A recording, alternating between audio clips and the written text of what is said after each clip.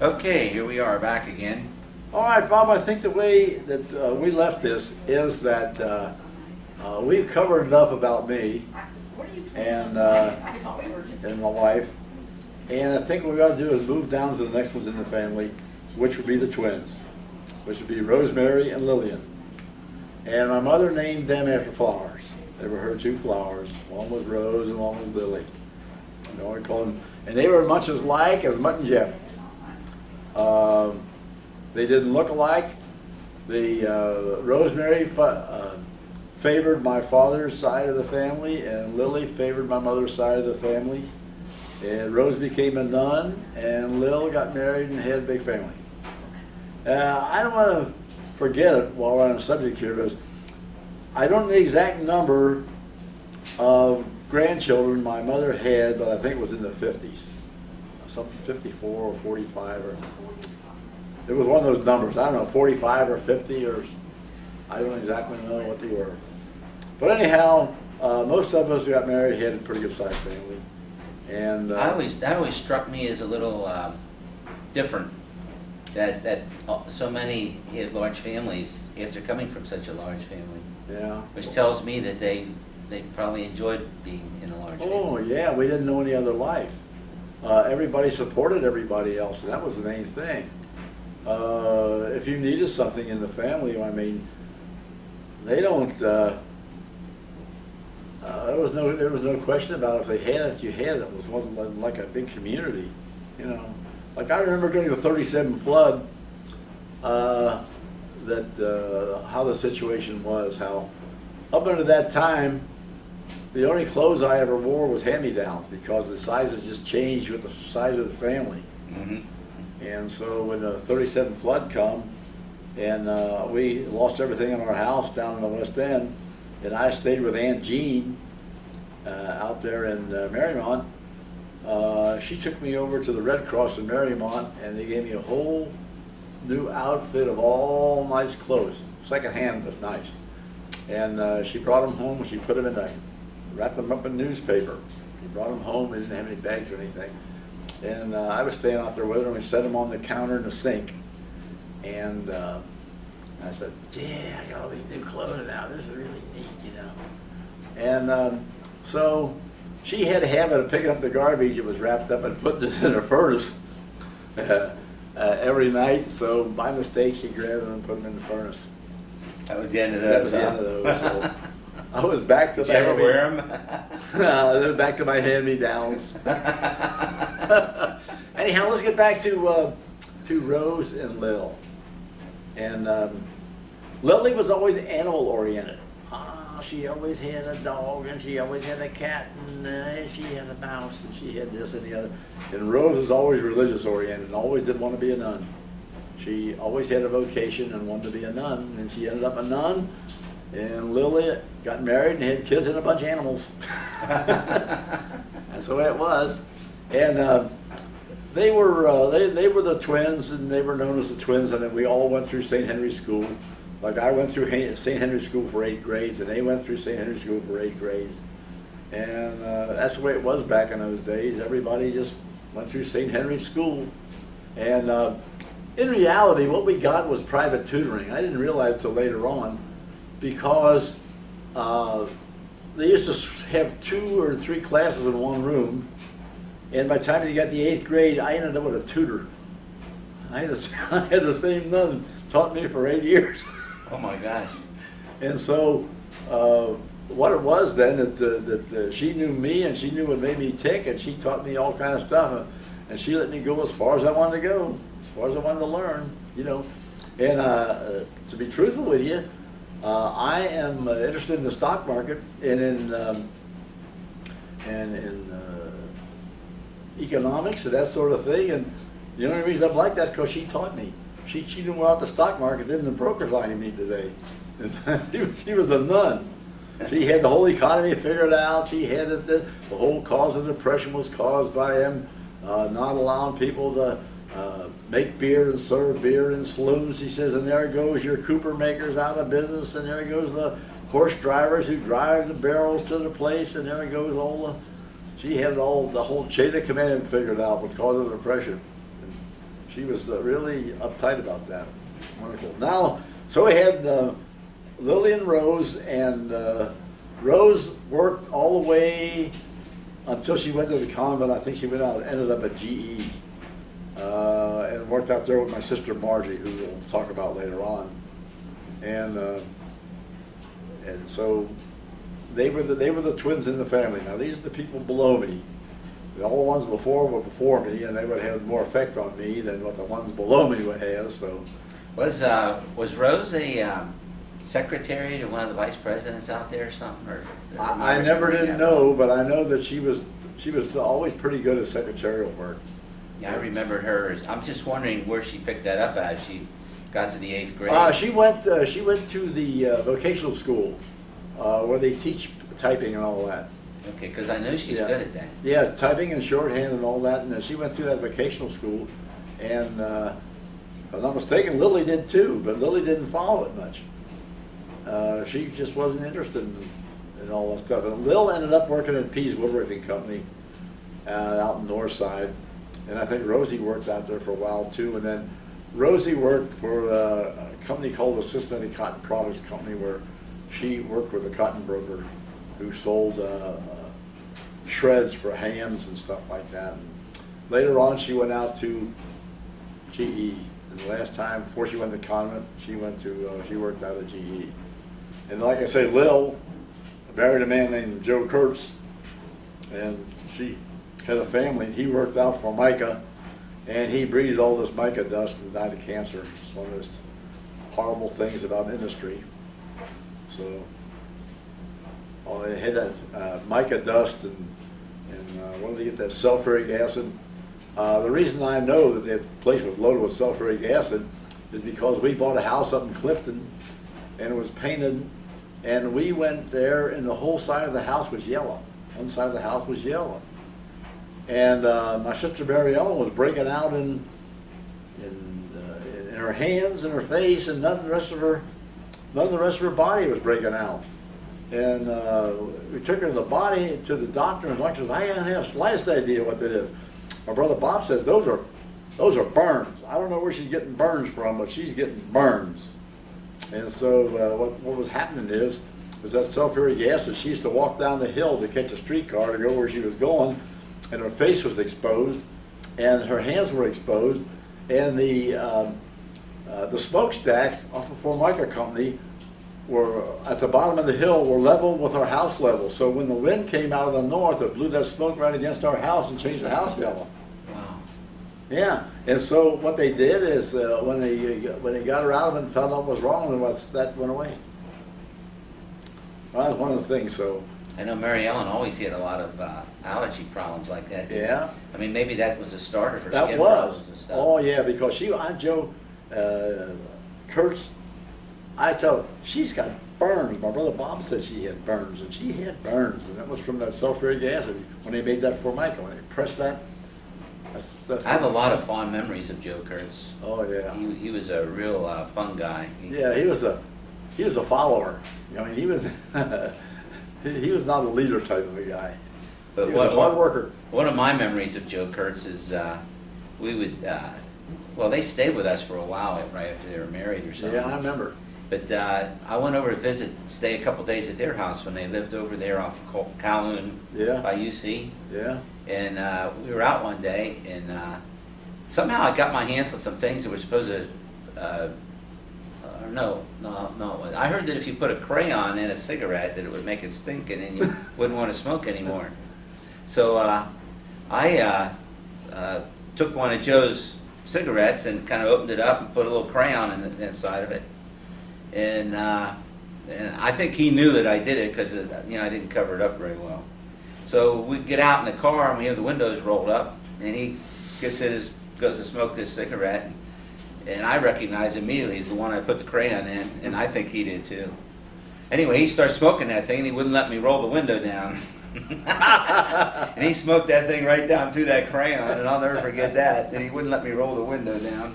Yeah. And we were moving, so I couldn't get out of the car. Yeah, Joe was a very good-looking guy, wasn't he? Oh yeah. Yeah, he had black hair and slicked it back, and He was, Another thing I remember real well about Joe, he took me for a bicycle ride. We rode our bicycles down to Burgers when we lived in Gulf Manor down in Los Sandoval, and he bought me a 25-cent ice cream cone. That was the biggest ice cream cone I'd ever. It was like 4 dips or something. I don't know what it was. It was big. yeah. And it took us all the way home for me to eat that ice cream cone. But he really impressed me because he paid 25 cents. Of course, we'd go and get a nickel ice cream cone instead. Yeah.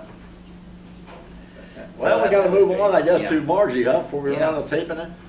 Well, Margie was, I would say, kind of a good-looking one in the family of the girls. I mean, she was, when she was yelling at, she was a nice-looking girl, and she could sing. And Marge was kind of a dreamer. I think that she had a vivid imagination about things. She would think about things different than the rest of it. And she, for a while, worked down to the Cincinnati Union Terminal. I remember that. And she went up. She told me that she went to Hughes High School with Rosemary Clooney. I remember her telling me that, and she didn't think she was that hot of a singer. I said, Marge, I think she's pretty good. So, but anyhow, Marge then was when I came back from the Army. Marge and Mary Ellen were still in high school, and so I came out of the Army in 1943, and I didn't get married. I mean, I came out of the Army in 1946. I went in 43 and came out in late 42 and 43, and I didn't get out of the Army until 1946. But then I never What got part of 46? right in January. Okay. Right in January 46, and then I didn't get married until 1951, April 1951. So there was that 5 year, and in the meantime there, I was helping the family pay off the house we bought in Clifton, and which we did, and everything worked out good. And so, Margie, I remember right after the war being a car hop at Frisch's. Frisch's. I remember that real well. Yeah. My mother would go over and Yeah. we would go to Frisch's to eat so that Margie could car hop our car. Yeah, and then Margie, Margie was a very good-looking girl, and so what happened is these hockey stars from the Cincinnati Coliseum or whatever it was they used to have out there in Roselawn used to come around and see her. So finally, she was dating these guys with their teeth knocked out and all that.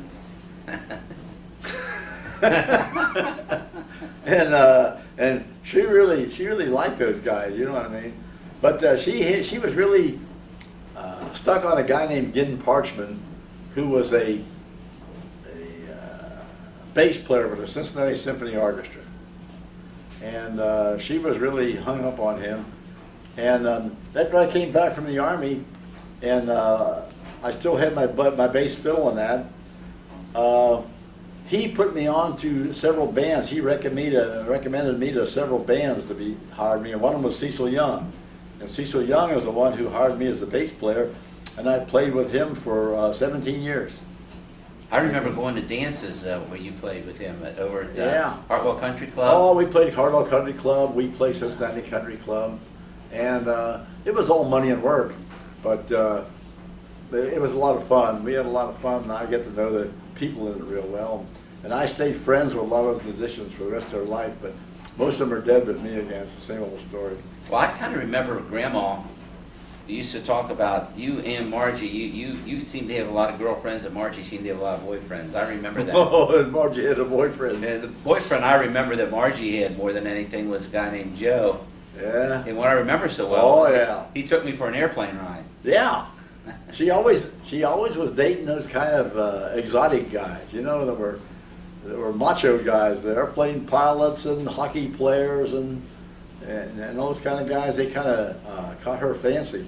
But what happened is she was working on Frisch's. All these guys had come over for lunch and that, and they said, "Yeah, boy, there's a nice looking gal." And I guess they'd hit on her, and soon she'd be going out with them, you know, and bring them around the house. For some reason, I kind of remember her meeting Joe over at Frisch's. Yeah. But I could be very wrong about Yeah. that. Yeah, I remember Joe Rehan, or what his name was. Rehan, Joe Rehan.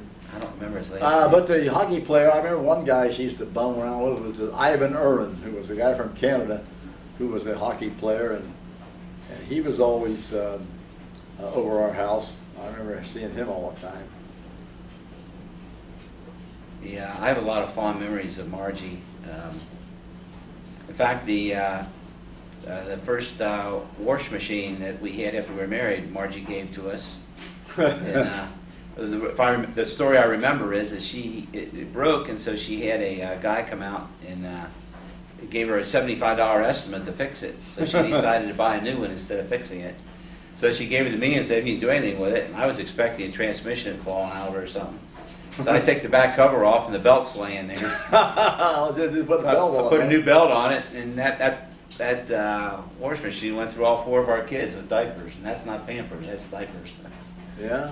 Well, it ended up that Margie, after my dad became ill, my mother died in about 48, I believe, or somewhere around there, in June of 48 or something like that, 2 years after the war. And Margie stayed around the house, and then my dad had a stroke. I remember that they told me he came home, they found him on the floor in the kitchen at 3978 Clifton Avenue. And they took him to the hospital, and they said he had a stroke. And they had to take care of him for a long time. And in the meantime, we were living up there on Clifton Avenue, and they decided to move to Edgewood and take care of him.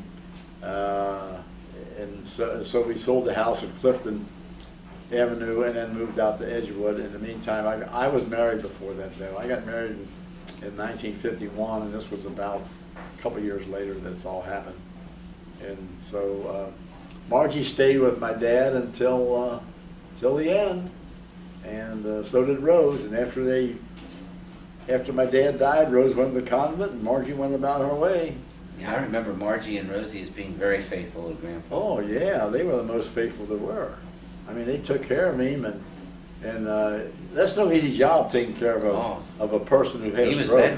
bedridden. Person with a stroke and all that there, and trying to be kind with him and all that stuff. That gets on your nerves. Sometimes you can't stand it. I remember Margie telling me she has to go out and talk to the lady next door because she just couldn't stand it sometime what was happening down there. She made a great sacrifice, and I think that kind of wore on her a little bit afterward on her relationship with the rest of the family. You know what I mean? Because they were all married and had families and children. I mean, what do you do? Yeah, she kind of got stuck. Yeah, I mean, she was the one that got stuck down the end there. But such is life. But you know, they did it cheeringly. I remember going over there and always having a good time. Yeah, there was no griping about it or anything like that. I just, it's one of those things in life that somebody has to do, and they did it. Yeah. Yeah, you know, it's one of those things. And I then, remember Margie, they cut a tree down in front of the house there in Edgewood, and there was a stump there. And Margie was trying to figure out how to get rid of this stump. And I could be telling this all wrong, but I don't know. Anyway, she would go out there and drill little holes or something and build fires in there, and eventually she burned that stump out. Yeah, you can do that. Yeah, she had a lot of ingenuity, and she wasn't afraid to take action on something. And Margie wanted to progress in life, and every time she got a chance, she would make a change in real estate and try to move up the ladder a little bit, which she did. I got to give her credit. So she finally ended up in Florida, and out there in Lehigh Acres and that, where your dad lived out there, you know, in the later years. Yeah. When I was in college, Margie worked at GE as a telephone operator. Yeah. And they had in those days, a long distance call was a real big deal. This was back in about 1960. Yeah. And anyway, I would get a call every once in a while in the evening, and the payphone out at the end of the hall, and they come and get me, and here would be Margie, and she says, you can talk to your mother for 20 minutes or something like that. Nobody's using this long distance line right now. But if somebody came on in the company and wanted to use it, we'd have to give it up right away. Yeah. So that most of our long distance calls, when I was in college in Detroit, Margie arranged for us. And that gave me a chance to talk to Margie a little bit too, which was really neat. And the last thing I remember about Marge working She worked at Doran Rigging Company down in Northside. That's the last time, and then I think she moved away and kind of sold her place up there. And she was living by my brother Chris, Bob's dad, up there in Finneytown, and they were only a couple blocks away. And she married Jack. Yeah, I remember a lot about Jack. Jack to me was just, tops. they don't come any better than Jack. Yeah. And She met him out of GE. yeah, Jack was a locksmith. Mhm. And Jack taught me how to pick locks. Well, that's something And, good to know. I actually never got- had that privilege. I actually got pretty good at it. He even gave me a few tools. Yeah. But I always really liked Jack. I really, really liked Jack. Yeah, Bob, can I tell you a story about Marge in the West End? Sure. When we lived down in the West End, down in Poplar Street, Margie must have weighed about, I'd say maybe 50 pounds, something like that there. And we had we used to have fun down there doing things that people wouldn't think of. There was gas in the sewer down there on the corner of Poplar and Dalton, and you could smell like a pungent sewer coming out of it. But if you stood on top of there and dropped a match in, it would blow the sewer lid up in the air. Pretty good height.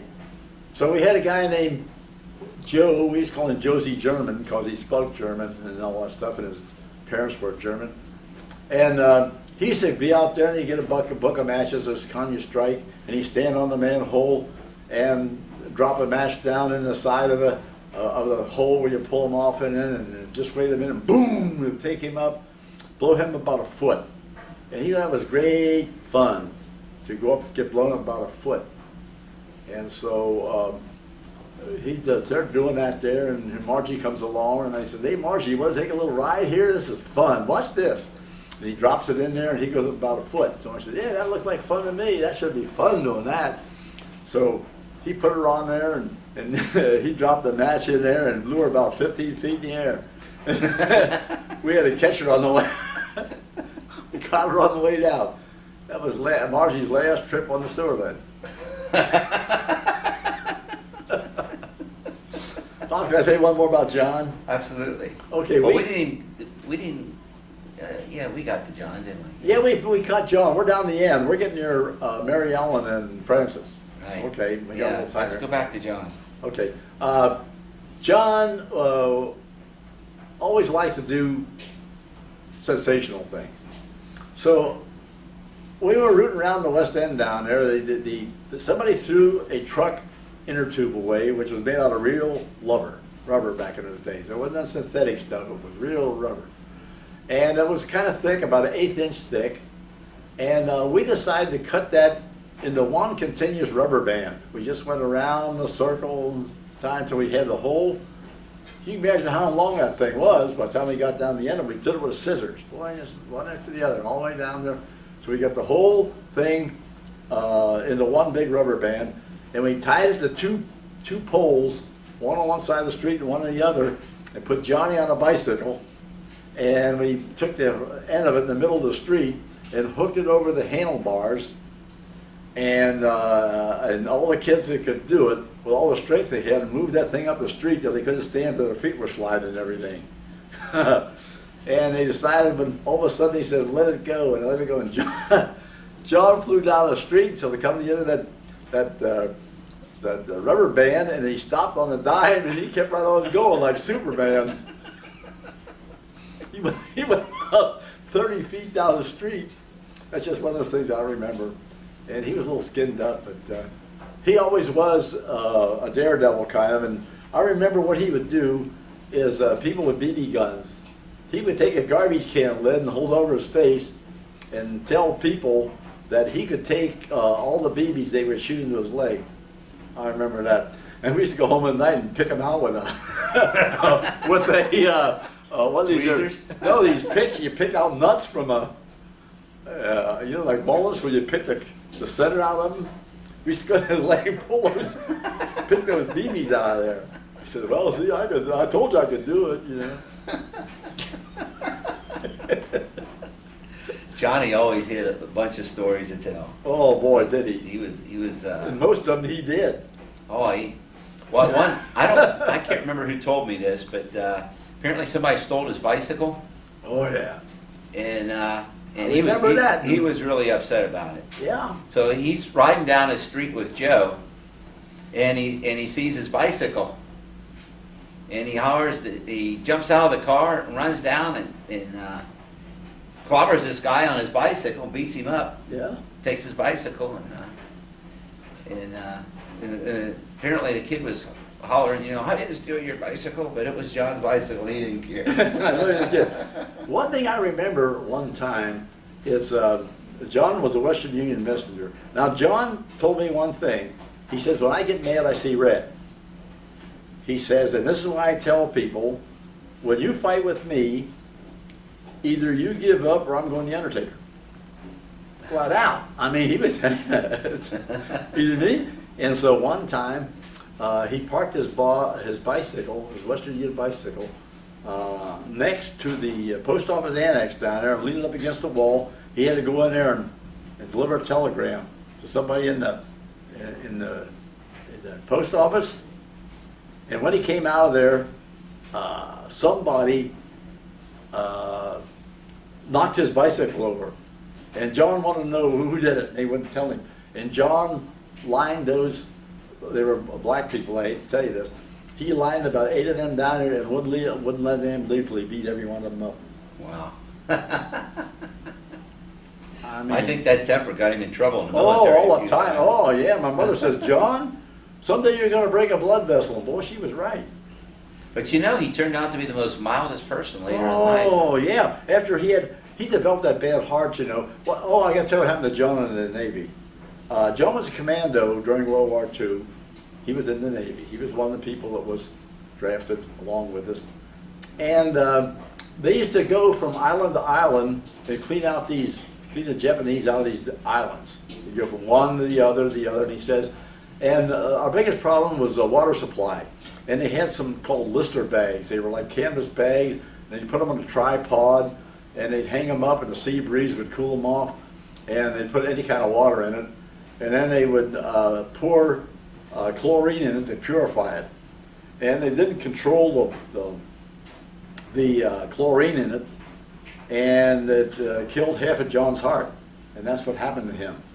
And they admitted it later on. That's why he died in a veterans hospital. It was all the Navy's fault. When John went into to the Navy, he was a perfect specimen of blood pressure and everything like that, because he'd been riding a bicycle for all these years, and he was in perfect physical shape. And when he went out of the Navy, the doctor tried to get life insurance, and a life insurance doctor told him his blood pressure was so high he wouldn't give him life insurance. That's how bad it was. And so then he had to live with that all this time, So he didn't tell my mother much about the conditions and that. So finally, it did him in. Well, let's move down now, Bob. Who you got to go to? Mary Ellen? Yep, Mary Ellen sounds All right, like. we're getting down there. Mary Ellen, I remember because, see, during the war, you got to remember there's about 3 or 4 years in when these Mary Ellen and Margie and Rose and them, they transmitted from being like teenagers up to young ladies and that. And when I came back from the service, Mary Ellen was in about the second year of High school. Hughes High School, and she was learning to be a really good secretary. In fact, she ended up a real good secretary. And I think they offered her a job down at City Hall as a secretary. And she turned it down. She wanted to go somewhere else. But she graduated finally from Hughes High School, and she was kind of on the heavy side. And then she slimmed down the rest of her life, and all the rest of her life, she was one of the slimmest people we had. Yeah.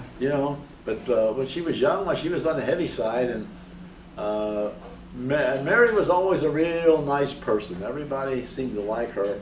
And Lou Krems, who was worked for the National League, ended up marrying her.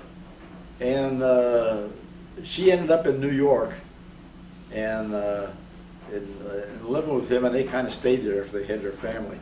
Because the National League main office was in Cincinnati when Lou Krems married Mary.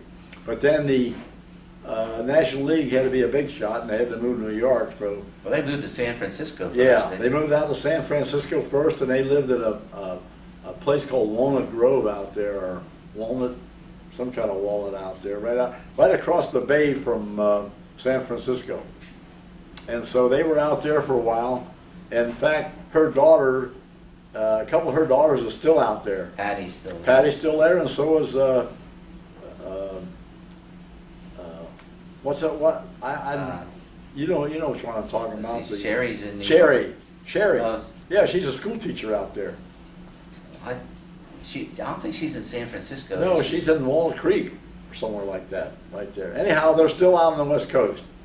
And then the rest of them came to the East Coast, and then Kathy is still in New York, and so is Casey. Right. And so our daughter Cindy goes out with her quite a bit to operas and things like that, because Cindy lives in Manhattan and she lives right there in outskirts of Manhattan. Isn't Patty works for a magazine? She's the is it the editor or? I don't know what she does, but Kathy is the one who puts these kids programs Did I on. say Patty? I didn't mean to say Patty. No, Kathy's the one who puts Kathy, these kids yeah. programs on the TV. She's like a editor to put the kids programs on the TV. One of the team, that puts them on. You know what I mean? Okay, and then we come down to Mary Ellen finally died, and she died of rectal cancer. And then the next one we got is Father Simon, and Father Simon. I'll tell you what. Before we start talking Okay. to Father Simon, let me flip this disc over. Okay. Good. All right. Hang on. Okay, looks like we're back on the air again. Okay, I think we were going to talk about Father Simon.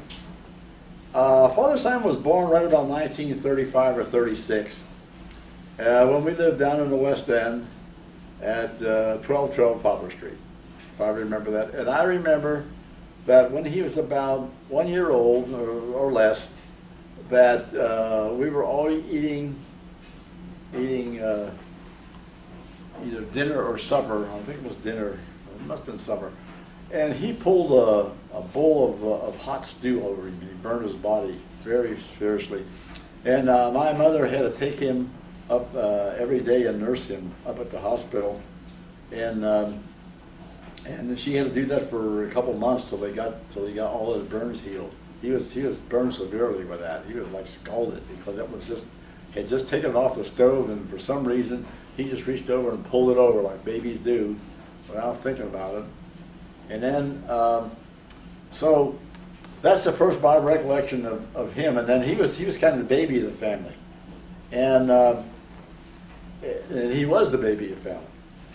And then the next thing I remember, during the 1937 flood, I would be 1923 to 37. I would have been about 14 years old. And during the 37 flood, the water got up between the first and the second floor, and they ordered us out in National Guard, made us go out in lifeboats, which were like rowboats. The reason is the trolley wires that were along the streets that we had to maneuver to get to safety. Would act as a barrier. They didn't have electric in them. They were trolley wires, but they cut the electric off them, and it was DC anyway. They couldn't get the boats under them. If we waited another day and the backwater was still going up, we couldn't have got out of there for about 5 or 6 days. So what they did is they came around with guns and ordered everybody out. And I remember, I was sitting in that boat, and I held Father Simon in my arms. And he was about 1 year old, I guess, or maybe a little more. And we had to both duck our heads under the trolley wires for that boat to clear it. And then and we took him up to safety, and they put him in a shelter, and I think he was there with my mother and some of them, and they sent me out to Marymount with my Aunt Jean. And okay. Then, the only thing I remember about Father Simon is, well, that was about 37 and 38, 39, 40, 41. He was growing up down the West End there, and they were having a good time. And I think that all the films that Father Paul took of Father Simon and our young kids, that my son Jeff has the 35 millimeter films of them. If anybody ever wants to copy them, and he's got a projector. So Bobby, you could go out there if you want to get them, and just have him run those off, and you see all the days with Margie and the ordination of Father Paul and all that stuff is all on those films out there. Look at Dorothy. She just got back, and Nancy's a bad influence on me. She made me buy this neat sweater. That's beautiful. See my pretty new sweater? Yes, we do. We see it right in there, and it's looking at me. Nancy says, if you don't buy it, I'm going to buy it for She's you. going to buy it for you if you won't buy it. Yeah. That's Nancy. When I said, I told her I saw it yesterday, and it was too pretty. Okay, well, Bob, we can't be interrupting our interview here with that, so, because we don't have too much time. And so then, These gorgeous sweaters, and I've never from 1155 Poplar Street is where I went into the Army. So for the next 3 to 4 years, I had no recollection of the family because I was away. And in the meantime, the family moved up to Clifton Avenue. And then Did they move while you were gone? Oh yeah, oh yeah. And all of my airplane stuff, I used to have those model airplanes that I used to fly and all that stuff. The movement just destroyed it. They packed it in like they were furniture and that, and just crushed it. And I came back and I looked at that and said, well, here's your airplane. And that was my airplane, Yeah, that's a crime. But, well, that's okay. I still had the engine. Somebody stole one of the good engines I had and kept it. And I had several engines that I was working on. And when I was playing in the band, there was a guy in there who was a pattern maker. And I took one of those airplane engines and had him make me a crankcase where I could put opposed cylinders on both sides. Oh, yeah? Yeah, and it was, then the only thing I couldn't get it work because I could never figure out on the crankshaft. An opposed engine, boom, boom, boom, and it can't go zoom, zoom. Torque would have run it. But it was neat looking anyway, so Paul's got all that stuff. That's neither here nor there. And then, the next thing I know about Father Simon is that I come home from the Army, and he's going to the Annunciation, and he had a paper out. And he was delivering papers and that stuff there. And he was still headed in his crawl to become a Franciscan. And so he was rounding about the 8th grade there. And it's a funny thing. The same priest that influenced Father Paul and brought him along when he was becoming a priest. Now this is Father Paul, we're talking about 1929 and 30. Now we're talking about 1946 and something. Same priest, Father Rarely, is the same priest who became the pastor of the Annunciation Parish was his mentor. Wow. The same guys. And then so Father Simon went into the seminary and became a Franciscan and did what he wanted to do. He was up to St. Leonard's for a while, up there in Dayton, or south of Dayton, whatever you want to call it. And then he taught over Roger Bacon for a while, which he says he detested.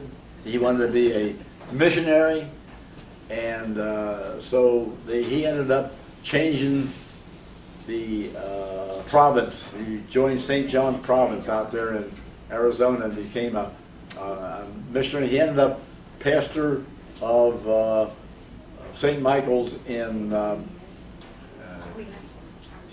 New Mexico, up around there. And Near Window Rock. Yeah, well, near Window Rock, and Yeah. I guess you'd call that Gallup, New Mexico. Gallup is about 20 miles. From Yeah, well, I would say if you want to identify it with a city, the Well, closest you, city. you can actually look on a map and see St. Michael's. Oh yeah, yeah. And so he did what he was what he was born for.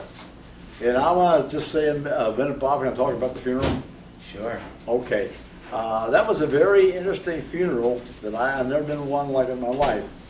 Yeah, I was there also, by the way. Yeah, I know, Bob was there, we know what it was like, and he'll verify what I'm saying. The undertaker decided to paint him up like an Indian and paint him in copper coat, the copper stuff on him.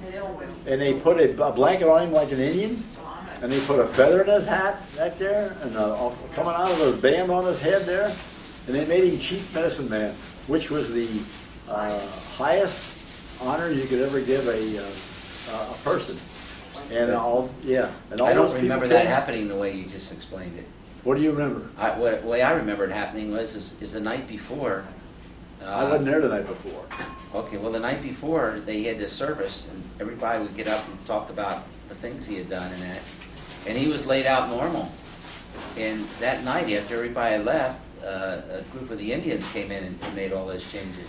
Well, see, now, I didn't know that because we got there a day later, and when we went there and viewed the casket, he was dressed up like Yeah, that. that was that was the morning of his funeral. Okay, well, next day. And we went there, and I said to Don, boy, a lot of these people really lost their baggage. I said, look at all those suitcases and stuff up there. I mean, I wonder what happened to them. And I found out that the Indians put them there. Those were going away gifts, that he was going on a trip. They gave him little, yeah, Traveling bags. yeah, traveling bags. Little But they traveling were bags. traveling And a lot of bags them were on. really nice. They Oh, looked they're expensive. brand new. There Yeah. wasn't nothing wrong with them. And then when we buried him, they put him in the back of a pickup truck. We carried him down about 35 steps. And he was a little heavy at the time. We carried him down there and put him in the pickup truck. And then he went over and put him in a grave without a vault. He just put him in the ground. And then he had a great big, like a bucket of holy water, and everybody come by and dipped a dipper in it and sprinkled it on the grave and went about their way. This grave was unusually deep, if you remember right. I know, way down there. It was way down there. And then he put all those suitcases in the grave. Yeah, well, that's what I say, all the suitcases went in the grave. It was Quite a interesting. funeral. Okay, so Bob, here we are. Is there anything else that you want me to reflect my memory on and yours? Let's see. Let me think about it for a second. I guess I had a lot of memories of right after the war. Of course, I was born in '39, so I was, about 6 years old or so, starting grade school. Right? John was my godfather, or you were my godfather, and John was my confirmation sponsor. Right. And we lived on Madison Road at the time. I remember going out to Madison Road and I remember the baptism Yeah, in that brown house up there. yeah. Yeah. And my dad had built a garage behind there with my grandfather Shawnee helped him build it. Bob, did you know what your dad paid for that house? 7,000, Nope. 9,000. No. Yeah. 32,000. I mean, no, 3,200. He bought it for 3,200 because he told me he bought the one out in Fairfax for something like 27,000. He's getting in the world. He's bought that one for 32. 2,700, you mean? Yeah, 2,700. Oh yeah, no thousands. There was no thousands back in the Depression. Well, they were originally, the house was repossessed, is the way I understood it, and they originally, they owed like $9,000 on the house. I don't doubt it. The people that bought them during the crash. And Dad waited him out, and they couldn't sell the house, and Dad waited him out. And I know he got it for way down there, that was owned by a bank. Yeah, I know. Now, Bob, you couldn't believe in the Depression about those houses in the West End that they couldn't give away. In fact, there were so many of them that the house that we lived in, 1212 Popper Street, all the time we lived in there, it must have been some, I don't know, 8 or 9 years, there was nobody occupied the third floor. Wow. In fact, during the flood, Joe said to move all the furniture from the first floor to the third, we'll just live normally until the water went down. It didn't happen that way because the water came up and got so high that they made us get out of the house. And after the water went down, they decided to make a parking lot out of it for the ballpark. for Crosley Field at the time, and they gave my mother permission to move from there, so she did, and that was it. Well, one early thing I remember about you is I remember you were playing in the band, and you had your fiddle, and I remember one day you were getting ready to leave, and the door had fallen. I remember the door coming off of your car or something, Probably was a Model A.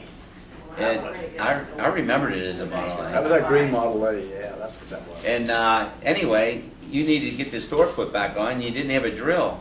So you took a nail and you would go into the house and get it red hot over the stove and come out and push it through that hole, put a hole in there. Make a After hole. about several trips back and forth, you had burned your hole through that board. Yeah, And you took a bolt nut and put the door back on and off you went. yeah. Well, I'll tell you, if that automobile could talk, it would have tales to tell, because one time, Joe always had a loaded gun upstairs. He always had a loaded .22. If anybody was going to get near the house, they were going to leave a dead man. That's all there was to it.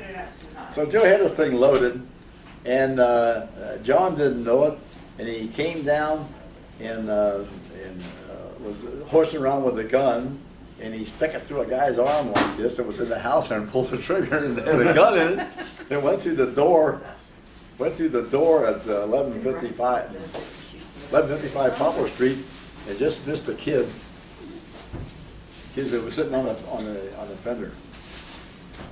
Oh, I guess I took. Well, Joe always had motorcycles, didn't he? Oh boy, did he have a motorcycle? And he always took us a ride. He always, Joe always would say about motorcycles, he says, one thing you ought to learn about motorcycles.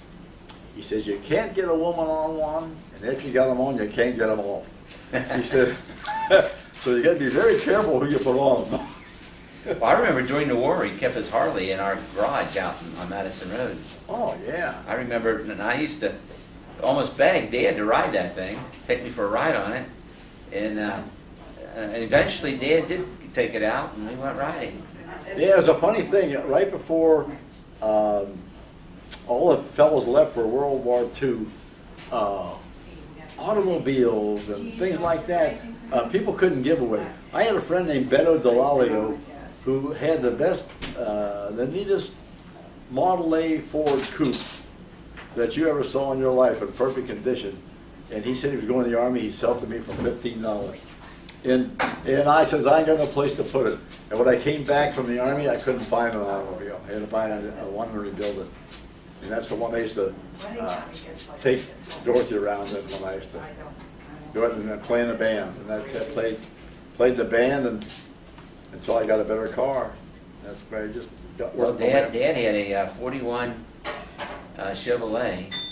I remember them. Remember that? He drove during the war.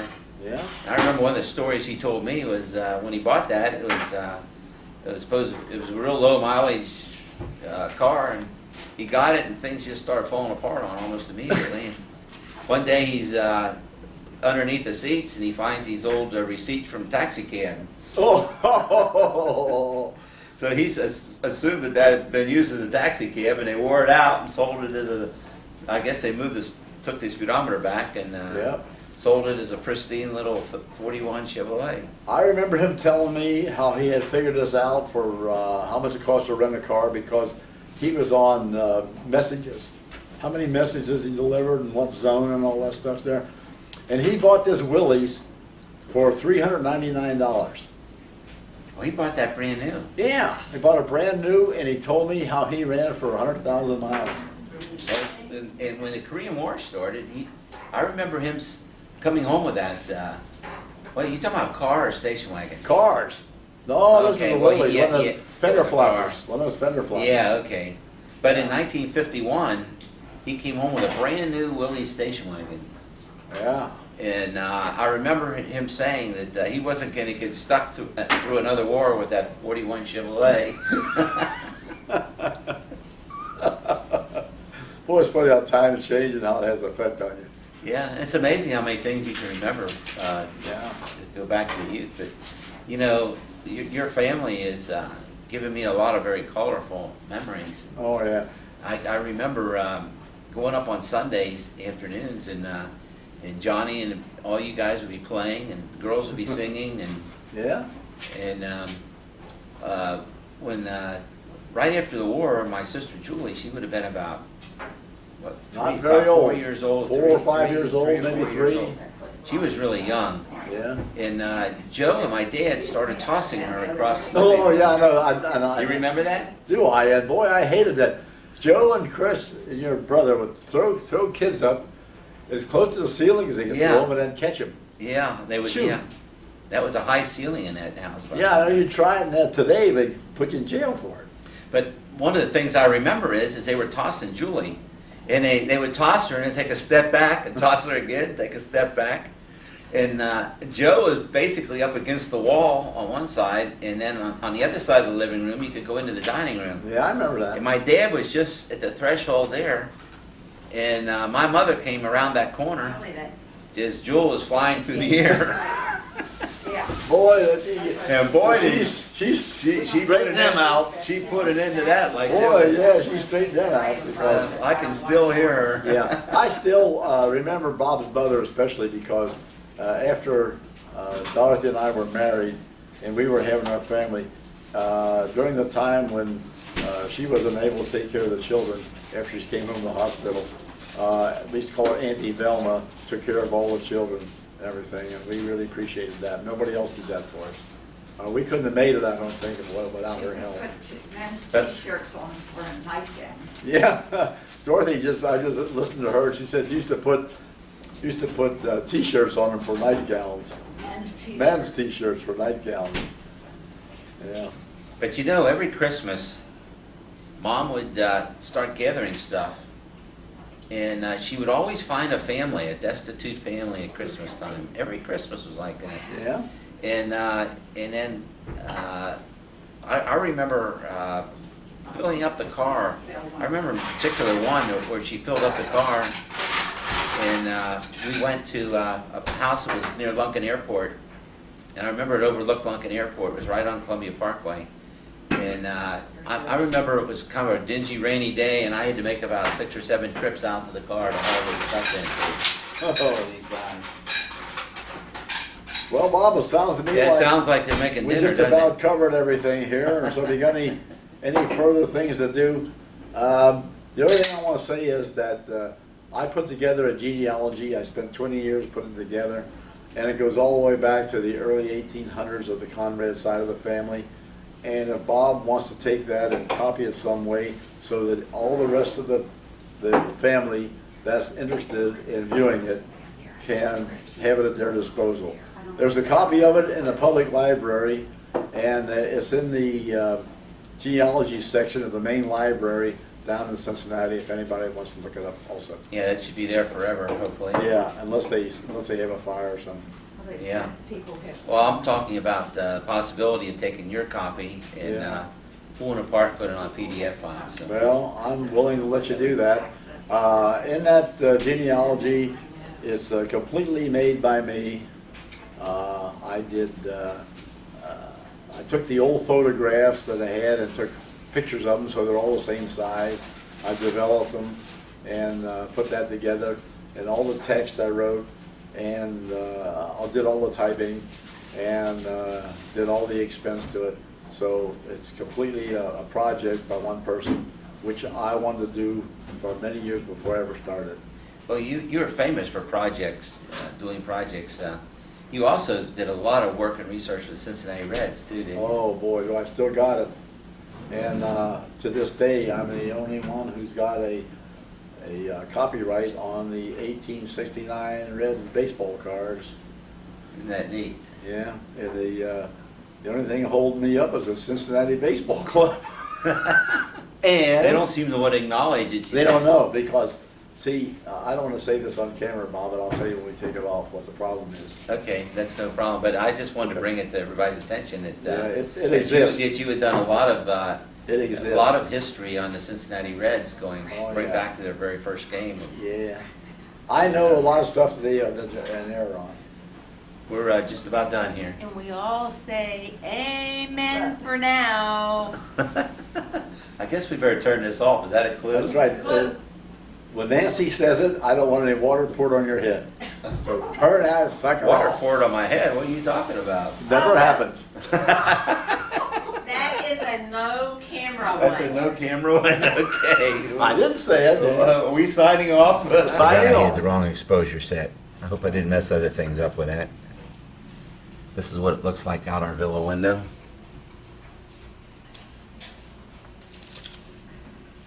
This is the Seacrest on Hilton Head Island, right at the second circle.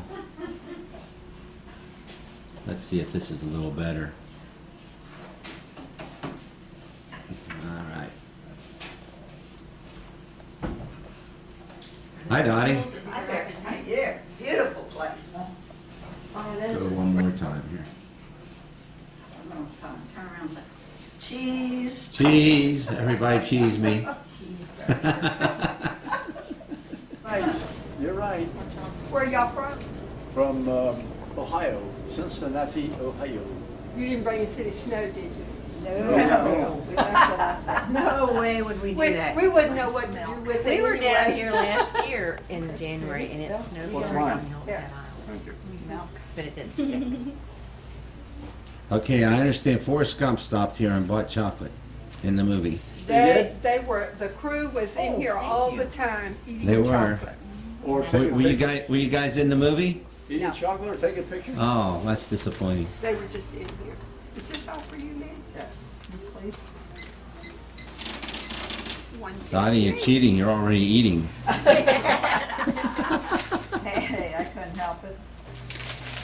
Oh, is this your house? Yes, this is my beautiful new. Oh my gosh, this is beautiful. Where's it located at? Pickney and Federal. In Buford, right? Comes the car.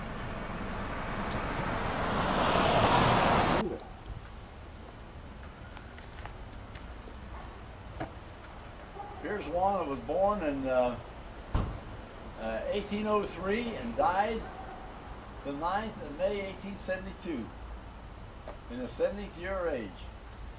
1803. That person there was born when Cincinnati was first founded.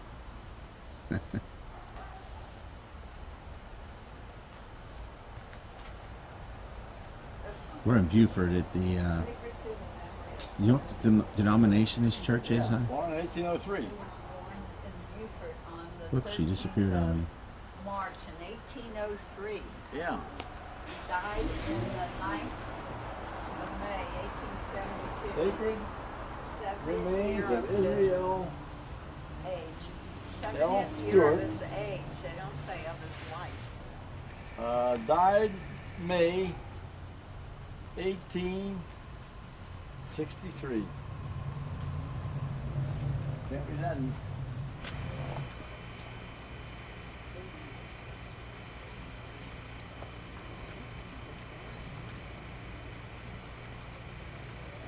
What do you think, Pop? What? Beautiful, beautiful old-time graveyard. Yeah, it's really a relic, It's really isn't it? something to look at. Some people born in the 1700s and buried, and their tombstones marked, and they're still You can still read them. read them. Yep, isn't that neat? Yeah. And it's remarkable how young these people died. Yeah, The person over there whose wife was 22 years old when she died. but yet it's remarkable how long some of them live, too. Yeah. I guess either you had it or you didn't. It's in the genes. Wonder how much of it's in the genes. I don't know, but I think it's all in divine providence. That's the way I feel about it. Probably right. When you do your job is done, you go. It says here, in the midst of life, we are in debt. Of whom may we seek for the succor, but of thee, O Lord. That's what it says. This guy was born in 1877. No, 1821 and died in 1877. And he died at Hilton Head. It's interesting they died at Hilton Head and bring them all the way over here. They did that by horse and buggy, too, back then. Oh, you ain't kidding? And they didn't come the way we did. They had to go much further, well, unless they did it by boat. I wonder how they got across that big bridge, They probably came by boat. which wasn't there.